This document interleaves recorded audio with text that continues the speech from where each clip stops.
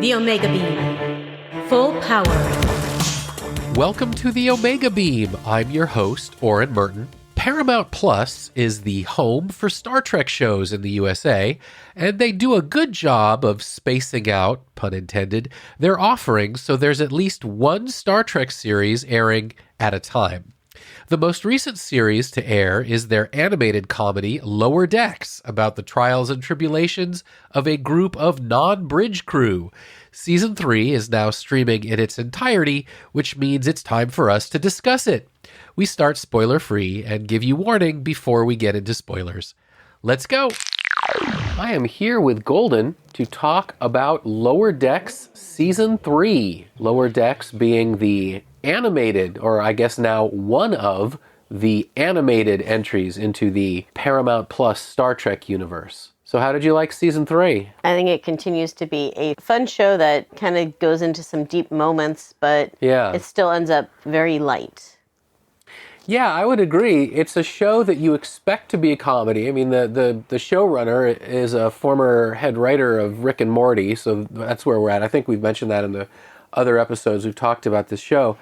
But even though it's out there, zany comedy, making fun of the Star Trek universe, they have moments in there that are surprisingly touching, where it's not quite out of left field because we've seen it before, but we certainly wouldn't expect a sort of light animated show to suddenly have some real heart in it about interpersonal relationships or things like that. And yet it does. And I think it helps elevate this from just a 22-minute light comedy to something that can actually transcend that. They're actually at least 25 minutes.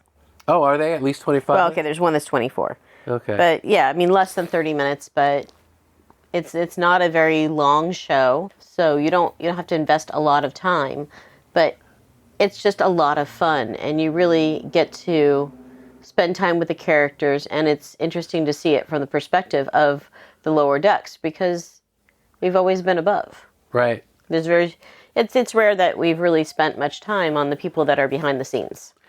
And what's interesting is, even though this is, I wouldn't say episodic, but the serial story that runs through a season is kind of secondary to the adventure of the week, there has been a steady progression, which has been interesting to see. Like in the very first season, Boimler and Mariner and the crew and the Lower Decks crew that we follow are very much just sort of the sweep and clean brigade.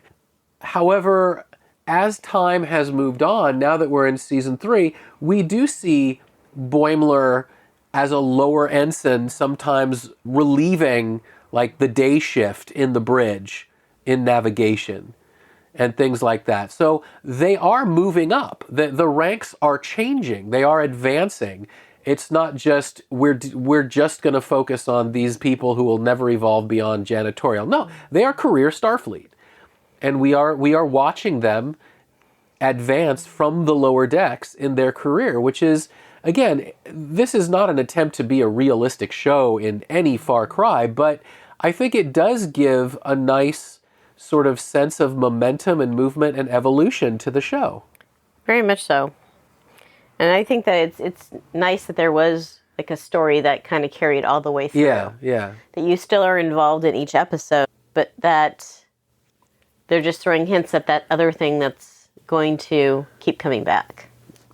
Exactly. And speaking of those threads, there's this theme that Mariner, one of the two main characters, Boimler and Mariner. Mariner's the daughter of the captain, and she has this reputation for being this kind of totally, off the cuff, loose cannon type that is always a pain in her mother's side. And it's interesting to see that dynamic evolve as well. And like you said, with some of the moments that get kind of moving, I think they have moving moments together, even though this isn't obviously a deep mother-daughter story or anything like that. They earn it. All of the heartfelt moments are earned because they take time to let them breathe over the course of many episodes. I really appreciated the episode where, they're sent to the planet and they're basically doing like a job fair type thing. Yeah. And Mariner is told, you better not get in trouble. Right. You better not get in trouble. And just where it goes from there is kind of fun to see. Yeah. I mean, I'd like to talk more, but we have to say 3, 2, 1, spoilers. And spoilers.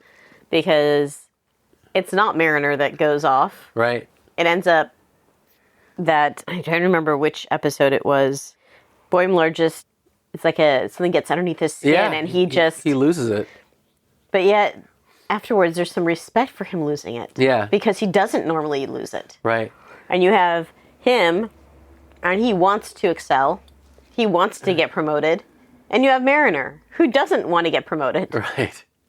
And then you also have, in case you've forgotten, Other Self. Right. Which becomes a real point in an episode. I liked the way in this season, they've built up over a couple seasons, the main characters have this kind of reputation that Boimler is the buttoned up character who wants to be promoted.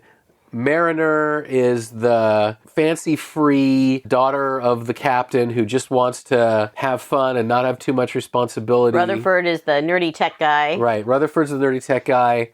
And he gets more of a story in this season. Right. And I forgot her name. Tendi. Tendi is also this straight-laced, all-science, wants promotion. Well, you'd think she is. Well, that's what I was going to say, that I like the way that this season, that's how she wants 3, everyone to see her. Yeah, she's portraying that, because what we find out in season 3 is that Tendi actually comes from an Orion pirate family, and she meets another Orion, and the other Orion's pretending to be this really great pirate, when in fact he doesn't know shit. Right. Sorry, excuse me.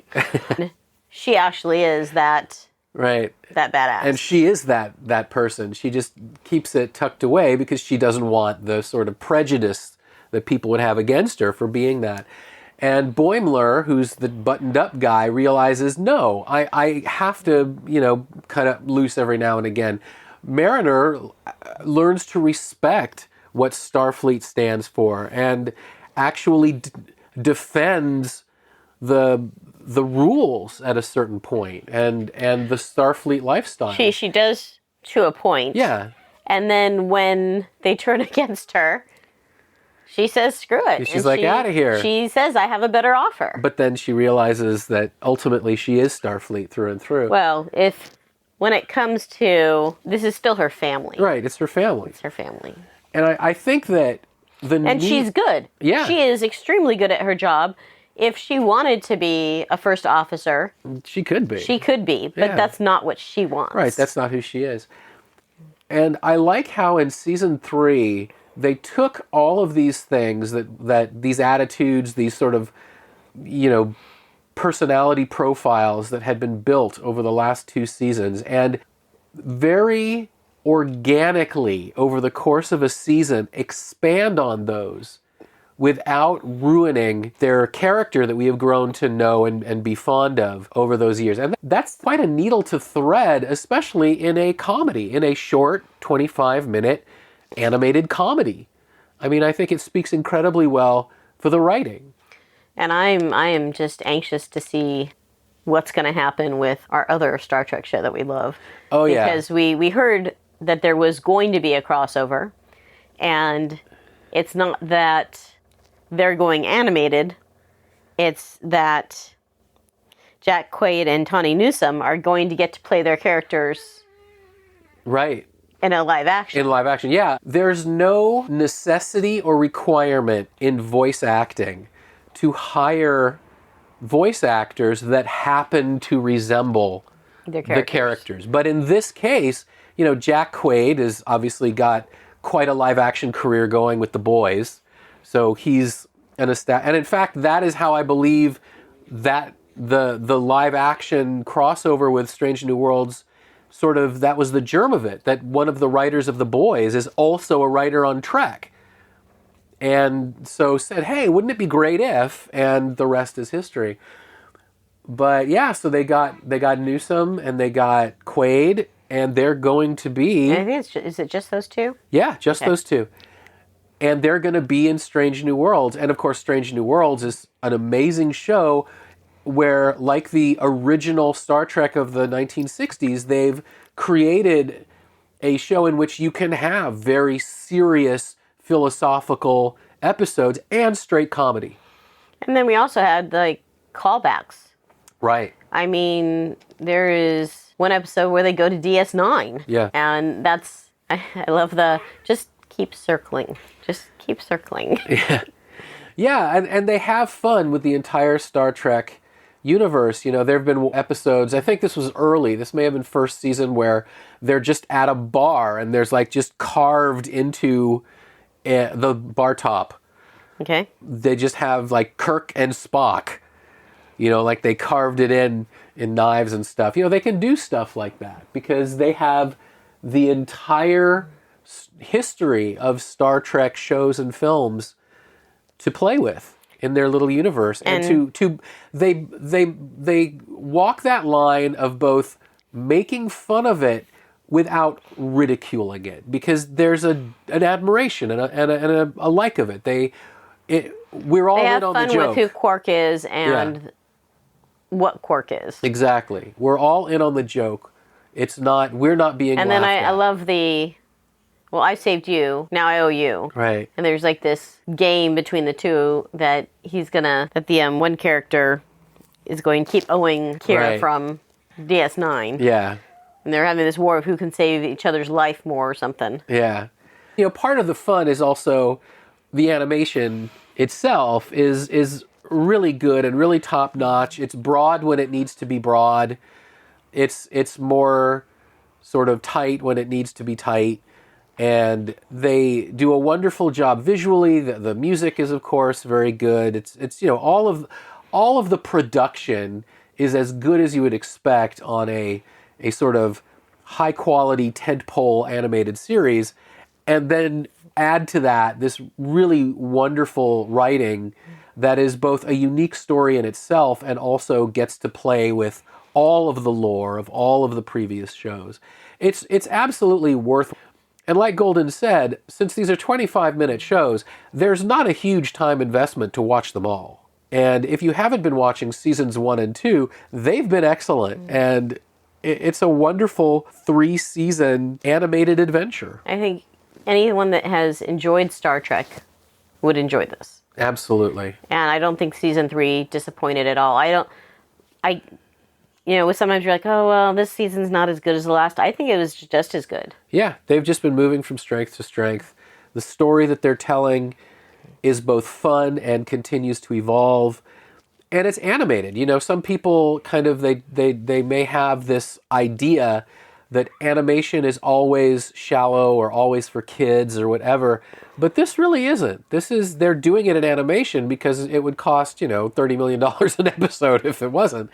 But it's good. It's really a good show, just as a show. And you get an idea of the feel of the show just from like the opening credits, because you have like a creature trying to eat the ship. Right. And they're running away from it. Yeah, so it's attached, but right. It's very clear the kind of show it is, and it lives up to the potential. It lives up to the hype.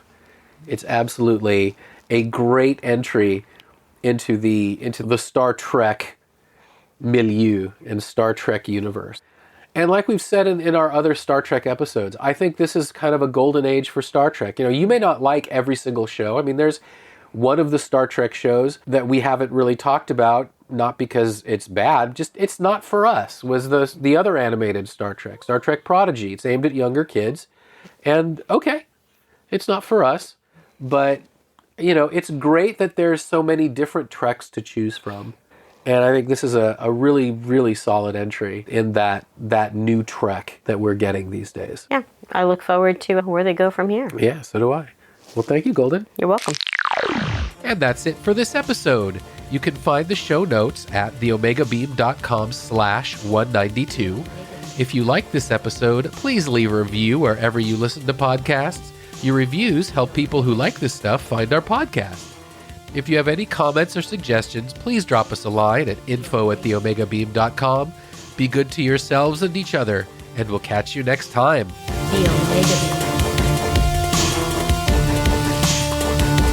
The Omega Beam. Full stop.